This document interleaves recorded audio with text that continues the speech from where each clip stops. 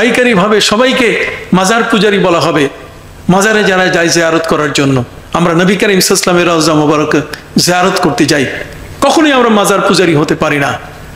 আমরা যখন ওই সমস্ত আহলে হাদিস লামাযাবি ভাইদের সম্পর্কে, তাদের কতগুলো মাসলা মাসাইল সম্পর্কে আমরা যখন কথাবার্তা বলি, তখন তাদের ভক্তরা পাগলের মতো কমেন্টস করে, পাগলের মতো তারা লেখা শুরু করে যে মাজার পূজারি, কবর পূজারি। তোমরা কি কখনো দেখেছো কোনো কবরে আমি মাথা নত করেছি? তোমরা কি কখনো দেখেছো যে কোনো কবরের পাশে গিয়ে আমি সেখানে হুমড়ি খেয়ে মাথা নত করে সেখানে কবরের সামনে আমি সেজদা করেছি? অসম্ভব কথা, এগুলো সব মিথ্যা। আপনারা যারা শুনছেন, যে যেখানে যারা এই কথা বলবে আপনার প্রতিবাদ করবে। نحمده ونصلي على رسوله الكريم أما بعد فأعوذ بالله من الشيطان الرجيم بسم الله الرحمن الرحيم ولو أنهم إذ ظلموا أنفسهم جاءوك فاستغفروا الله واستغفر لهم الرسول لوجدوا الله توابا رحيما وقال تبارك وتعالى ألهاكم التكاثر حتى زرتم المقابر সদাকাল্লাহু মাওলানাল আযীম। আজকের এই মুহূর্তে দেশ বিদেশে যারা যেখান থেকে দেখছেন সকলকে জানাচ্ছি আন্তরিক শুভেচ্ছা। সম্মানিত সুধী, আজকের যে বিষয়টি নিয়ে আমরা কথা বলবো সেটি হলো মাজার জিয়ারত, মাজার পূজা এবং পীরের দরবারে যাওয়া এবং পীর পূজা। এই বিষয়টি সম্পর্কে আমরা আপনাদের কাছে আজকে পরিষ্কার করতে চাই। আপনারা অবশ্যই জানবেন, মাজার শব্দটি আমাদের দেশে একটি প্রচলিত শব্দ। আমাদের বাংলা একাডেমিতে এবং বিশেষ করে আপনাদের ডিকশনারিতে আপনারা দেখবেন যে মাজার শব্দটি আছে। মাজার শব্দের অর্থ হচ্ছে জিয়ারতগাহ, যেখানে মানুষ কোনো আল্লাহর ওলির বা কোনো ব্যক্তির জিয়ারত করতে যায়। সাধারণত আমরা আমাদের আপনজন আত্মীয় স্বজন যারা দুনিয়া থেকে বিদায় নিয়েছেন, আমরা তাদের কবর জিয়ারত করার জন্য যাই। এই জিয়ারত শব্দটি থেকে মাজার শব্দটি এসছে। মাজার শব্দের অর্থ হচ্ছে জিয়ারতের স্থান। মাজার বলতে গেলে এমন নয় যে সেখানে গিয়ে হুমড়ি খেয়ে মাথা নত করে সেজদায় পড়ে কেউ কাউকে সম্মান জ্ঞাপন করে। মাজার শব্দের মূল অর্থই হলো জিয়ারতগাহ। এটা জিয়ারত শব্দ থেকে এসছে, তার মানে জিয়ারত করার স্থান। আমাদের পৃথিবীতে আপনারা দেখবেন পবিত্র মক্কা শরীফে সেখানে আল মাকবারাতুল মুআল্লা, তার মানে যেটাকে জান্নাতুল মুআল্লা বলা হয়, যেখানে নবী করিম সাল্লাল্লাহু আলাইহি সাল্লামের বিশিষ্ট কয়েকজন সাহাবী এবং পাশাপাশি সেখানে হযরতে মা খাদিজাতুল কুবরা রাদিয়াল্লাহু আনহা শুয়ে আছেন। ঠিক এমনি করে আমরা যদি মদিনা মুনাওয়ারায় দেখি, তাহলে সেখানে বাকি উল গারকাত, যেটাকে জান্নাতুল বাকি বলে থাকি আমরা, এই জান্নাতুল বাকিতে অসংখ্য গণিত সাহাবায়ে কেরাম, বিশেষ করে কোনো কোনো বর্ণায় 10,500 সাহাবায়ে কেরাম সেখানে শায়িত আছেন। এছাড়াও এ পর্যন্ত অসংখ্য গণিত দিনদার মুসলমান, পীর, ওলি, গাউস, কুতুব, এই ধরনের মহান ব্যক্তিরা সেখানে শায়িত আছেন। ঠিক এমনি করে মদিনা মুনাওয়ারা থেকে মাত্র 7.5 কিলোমিটার দূরে উহুদ পাহাড়। উহুদ পাহাড়ের পাশে সেখানে 70 জন সোহাদায়ে উহুদ শুয়ে আছেন। এটি হচ্ছে সোহাদায়ে উহুদের মাকবারা, তাদের কবরস্থান।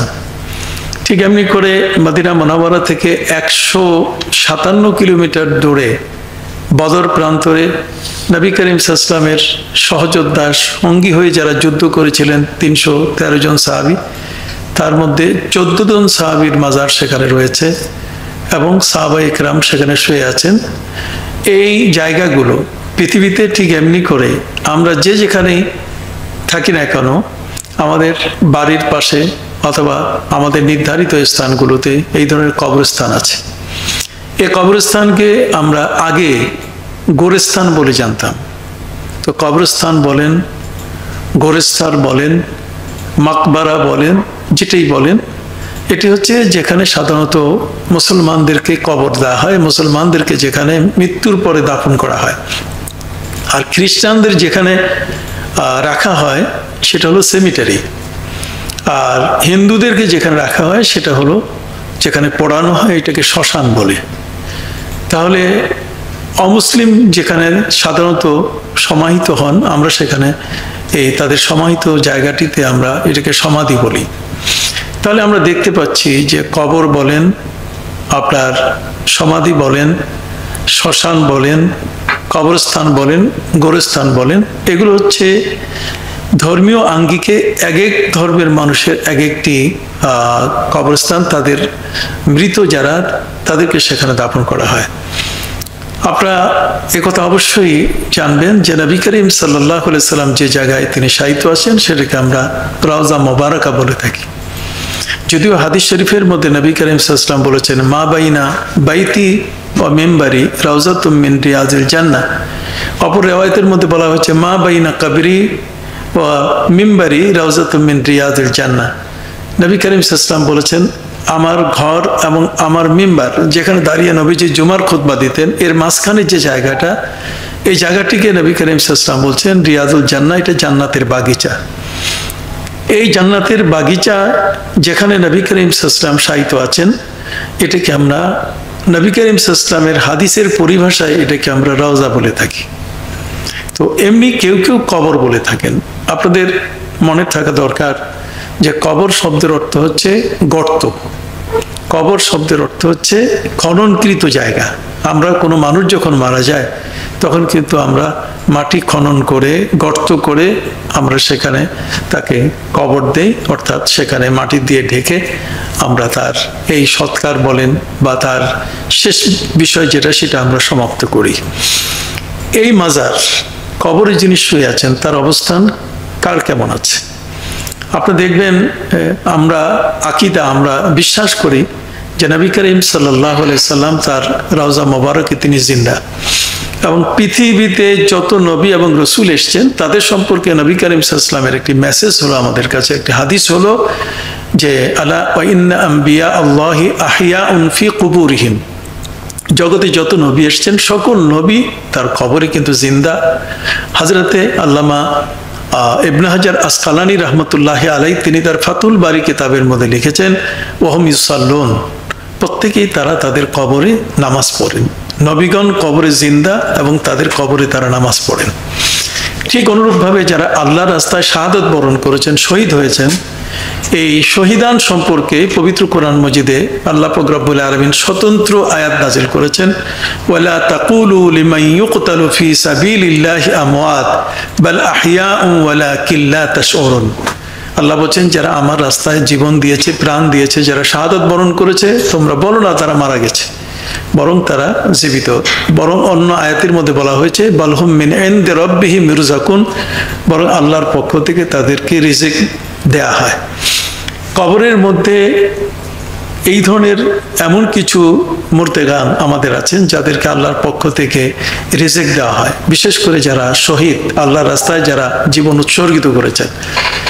আপনি জানেন প্যারা নবী রসুল করিম সাল্লাল্লাহু আলাইহি ওয়াসাল্লাম শহাদাদের সম্পর্কে যেমন কোরআনে তাদেরকে জীবিত বলা হয়েছে, ঠিক অনুরূপভাবে শহাদায়ে উহুদ, নবী করিম সাল্লাল্লাহু আলাইহি ওয়াসাল্লাম যখন তার বিদায় হজের সময় মক্কায় আসছিলেন, তার আগে তিনি উহুদের ময়দানে উহুদের শহীদানদের কবর জিয়ারতের জন্য সেখানে গিয়েছিলেন, এবং সেখানে তিনি ওই কবরস্থানের জিয়ারত যখন করেন, সে জিয়ারতটি ছিল এতই করুণভাবে যে নবী করিম সাল্লাল্লাহু আলাইহি ওয়াসাল্লাম এত অঝোর নয়নে সেখানে কেঁদেছিলেন। সবাই মনে করেছিলেন যে নবী করিম সাল্লাল্লাহু আলাইহি ওয়াসাল্লামের মনে হয় এটা শেষ বিদায়, তিনি আর কখনো এই কবরস্থানে ফিরবেন না।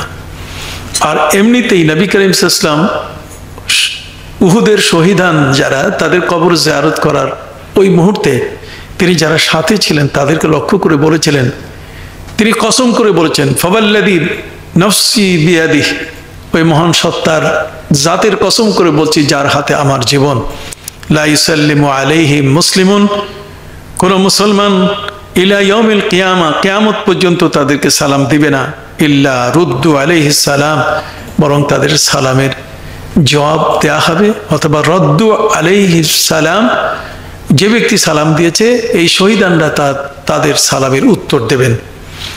ইয়ানি শুহাদা উহুদ, তার মানে উহুদের শহীদান যারা, তারা কিন্তু তার উত্তর দেবেন। তাহলে এখানে আমরা দেখতে পাচ্ছি যে সোহাদায়ে উহুদ যারা, তাদের কবর জিয়ারত করার জন্য নবী করিম সাল্লাল্লাহু আলাইহি ওয়াসাল্লাম আমাদেরকে বলেছেন। তাহলে যাদের কবর জিয়ারত করা হয়, এই জিয়ারত শব্দটি থেকেই এসছে মাজার শব্দটি। এবং পবিত্র কোরআন মজিদে সূরা তাকাসুরের মধ্যে আল্লাহ পাক রব্বুল আলামিন বললেন, আলহাকুমুত তাকাসুরু হাত্তা যুরতুমুল মাকাবির। এই যে যুরতুমুল মাকাবির, যতক্ষণ পর্যন্ত না তোমরা কবরের উপনীত না হও, তাহলে এখানে যুরতুম জিয়ারতের কথা বলা হয়েছে।